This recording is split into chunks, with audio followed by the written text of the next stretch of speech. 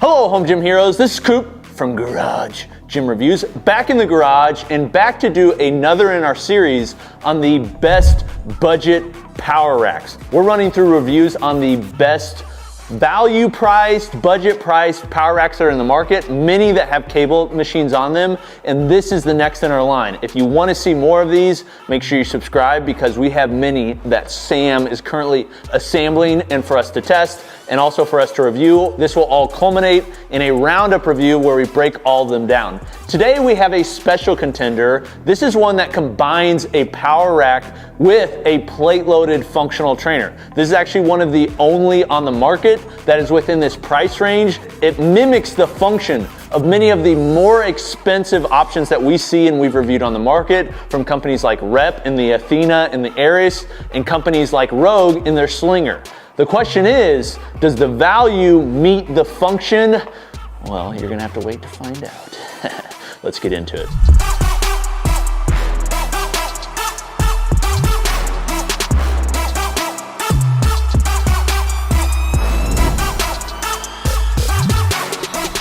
Okay, before I get started, number one, this was sent to us free of charge by RitFit, so we could give a full breakdown review. It's gonna be honest, you're gonna find that just like all of our reviews. In addition to that, if you'd like to purchase this, we'll put some links below the like button that go to both Amazon and their site.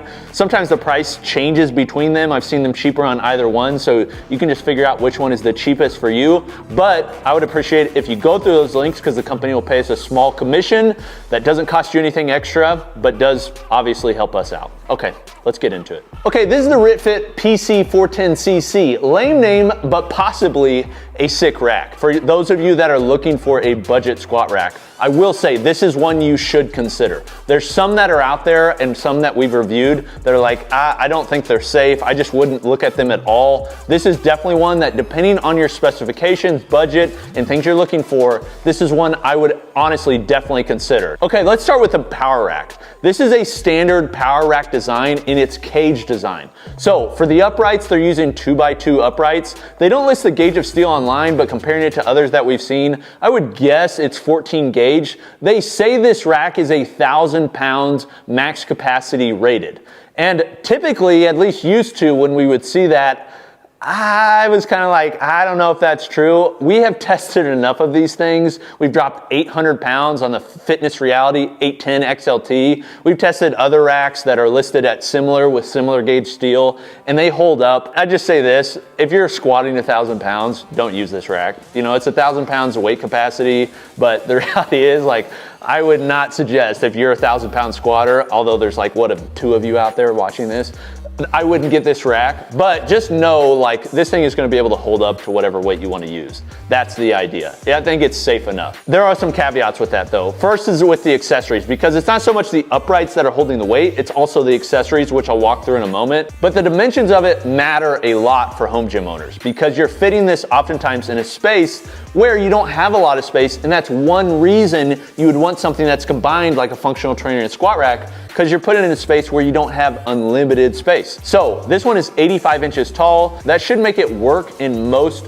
basements as well as garage gyms, but the thing adding extra height is the multi-grip pull-up bar. You cannot flip this upside down, just know that. So if this doesn't work in your garage or your basement to do pull-ups on, you may want to look at another rack, because there's not another way to have a pull-up bar on this like a straight bar. You have to use the multi-grip bar, which means you have to have additional height for your head to go above. Just a call out I want to make up front. So the depth inside the cage is 29 inches. Now, because this is a functional trainer and a rack, width does play a factor. The wider, the better for functional trainer. The thinner, to a certain extent, the better for squatting. That way your collars on your sleeves aren't hitting the rack when you're unracking or re-racking.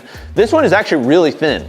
It's 44 inches outside to outside width. So from a functional trainer standpoint, getting that maximum stretch, it's a little less than desirable, but I don't mind it. Okay, to the accessories, because I talked a little bit about the weight capacity, Listen, the weight capacity on the uprights really doesn't matter so long as you have J cups that can hold that too. If you have like little baby J cups that can hold 300 pounds, it doesn't matter if your rack can hold 1,000 pounds, because that's where your weight's really going to be distributed. So these J cups are actually quite nice. When I look at these compared to many companies within this price range, I actually really like these. They're a hook style J cup with UHMW plastic wrapped around them, which means it's going to protect your barbell. When we've tested other racks that are in this price range, similar style, I'm talking about Fitness Reality A10 XLT, they have the worst, tiniest J cups. The other part of this that I always consider, I think this is one of the most important parts of the rack, and that is the spotter system. I hate people benching without spotters. I think it's really important. I think I do a disservice to you guys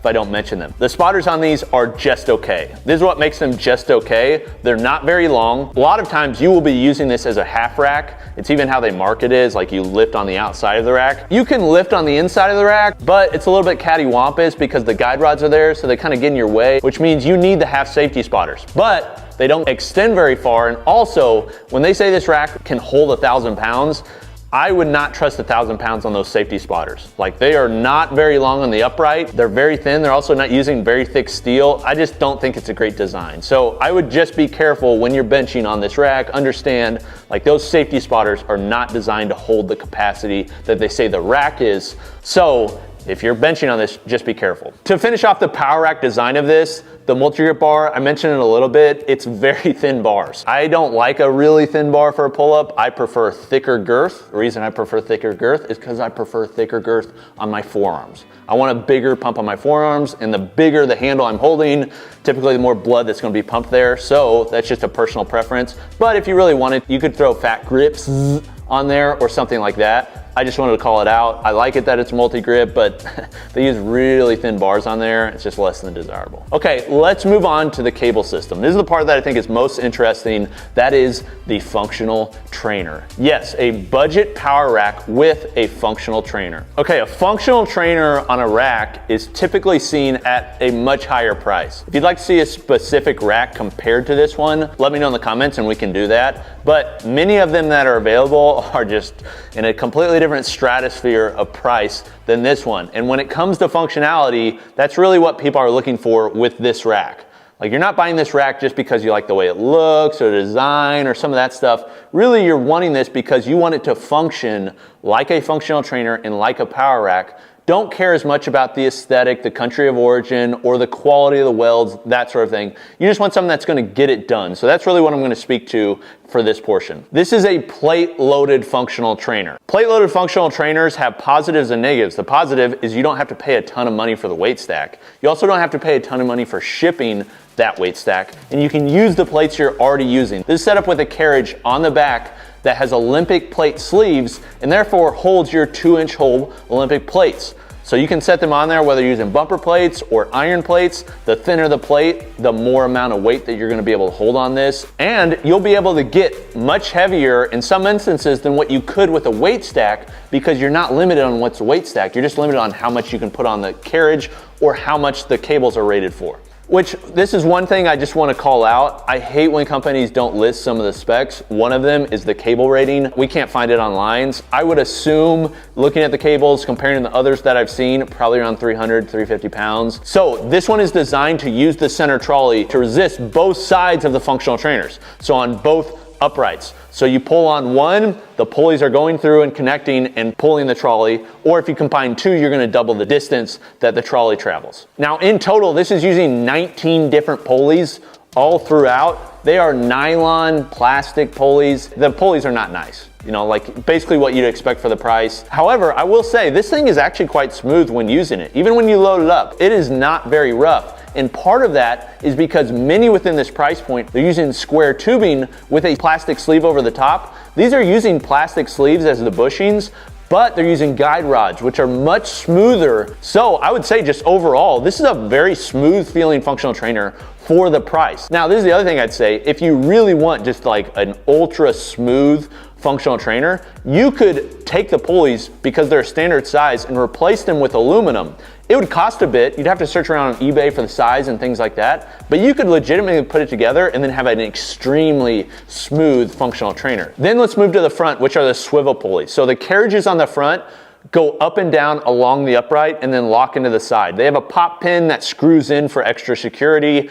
Pretty quick to remove and a pretty standard off-the-shelf mechanism, but they get the job done and will secure the carriages on the side. They use a front swivel pulley, and the swivel pulley is nice. I like that they swivels over 180 degrees, so if you want to work off of the rack on the side, you can do that no problem on this. Now when I say swivel, this isn't like a really high-end swivel experience. This is just swiveling on a bolt, so it's not like the best experience. It may wear a little bit over time, but for the price, I think it works. The other thing to call out on this, and this is really a downside to the pulleys, is due to the design of the front pulley system. When you put the pulleys at the top and you pull down, the ball that basically locks in the cable to the pulley will grind on the swivel cage every single time you do a pull down from the top. It's a poor design on their part. It's due to the bottom pulley jutting out too far and the cage jutting out too far. Some companies overcome this by having wider pulleys and a wider cage than the ball, but just something to be aware of. Again, not a deal breaker, but I want to call out even some of the nitpicky stuff, and this is one that just when I started using it, I just noticed was kind of annoying. Then to the carriage system. So this has a start weight of 2 pounds per handle. If you combine them, it's 4 pounds. Resists on the way out and the way in equally.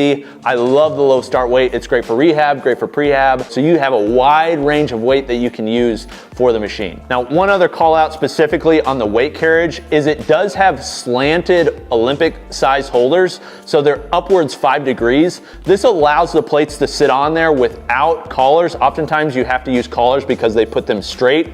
I love that they're angled slightly and angled. Even when you put the plates on there, the plates don't rub up against the guide rods. This was a smart design. It keeps them on, keeps them from falling off. I love that feature, and it often isn't seen on some of these cheaper budget racks. Now let's get to the value. This is really where the rubber meets the road. This rack has a retail price of $700, including all the accessories you see. They also have discount codes and coupon codes. For instance, as of this video, when I'm recording it, there's a $50 coupon on Amazon. I've also seen discount codes over on their site. So I would just check both places and see which price is the cheapest. But I do think this offers a good value for a functional trainer that doesn't have a lot of competition within the price range. I mean, think about it. You have the Prime Prodigy, just a completely different world of price. Then you have the Rep Athena and Aries, which I think are incredible values, and they're designed really well. If you're looking at that and can afford that, this isn't gonna interest you. You have the Rogue Slinger, which you could use, but I think the Rogue Slinger is half-baked. Then you have like the Inspire FT2s, FT1s of the world, which we reviewed. Again,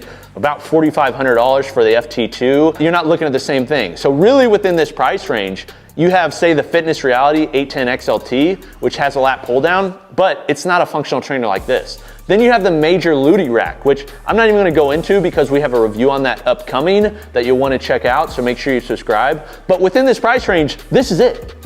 You know, you either going with this at around $600 to $700 with a functional trainer, or you're going with a standalone rack and a separate pulley tower. For instance, let's say you went with a Fitness Reality 810 XLT. That's a similar style of rack as this, similar space, but doesn't have a functional trainer. You're gonna be looking at about $300 for that. Then let's say you go with even just a single wall mount pulley from Titan, that's gonna be $280. So that's about $580, let's say about $600. That's a similar price as you get with this. Now, this one does not have a lat pull down, but in use, you can use it kind of like a lat pull down if you sit on the floor or if you combine the handles.